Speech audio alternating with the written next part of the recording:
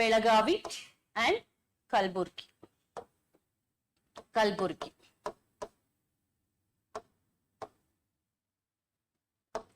Bangalore, Mysore, Belagavi, Kalburgi. There are 4 revenue divisions present in Karnataka.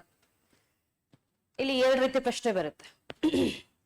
When it comes to geographical area, which is the largest revenue division? ಭೌಗೋಳಿಕ ವಿಸ್ತೀರ್ಣವನ್ನ ಪರಿಗಣಿಸಿದಾಗ ಅತಿ ದೊಡ್ಡ ಕಂದಾಯ ವಿಭಾಗ ಯಾವುದು?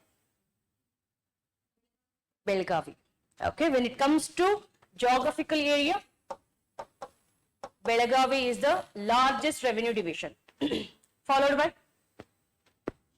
second ಯಾವುದು?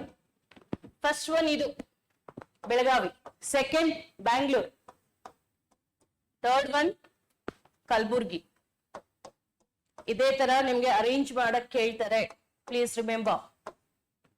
ಓಕೆ, ಜಾಗ್ರಫಿಕಲ್ ಏರಿಯಾ ಅಥವಾ ಭೌಗೋಳಿಕ ವಿಸ್ತೀರ್ಣ ಅಂತ ತಗೊಂಡಾಗ ಅತಿ ದೊಡ್ಡ ಕಂದಾಯ ವಿಭಾಗ ಬೆಳಗಾವಿ, ನೆಕ್ಸ್ಟ್ ಬ್ಯಾಂಗ್ಳೂರ್, ಥರ್ಡ್ ಕಲಬುರ್ಗಿ, 4ನೇದು ಯಾವುದು?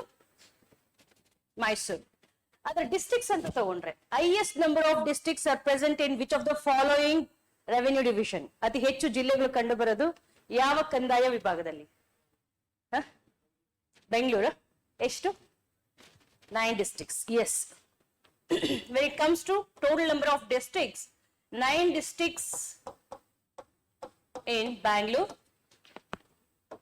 and how many districts from Mysore? ಮೈಸೂರಿಂದ ಎಷ್ಟು ಜಿಲ್ಲೆಗಳಿದಾವೆ? ಮೈಸೂರು ಕಂದಾಯ ವಿಭಾಗದಲ್ಲಿ ಎಷ್ಟು ಜಿಲ್ಲೆಗಳಿದಾವೆ?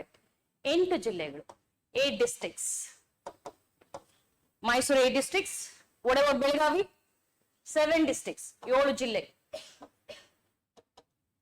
ಕಲಬುರ್ಗಿ 7 districts. ಈ ತರನು ಕೂಡ ಪ್ರಶ್ನೆ ಬರಬಹುದು.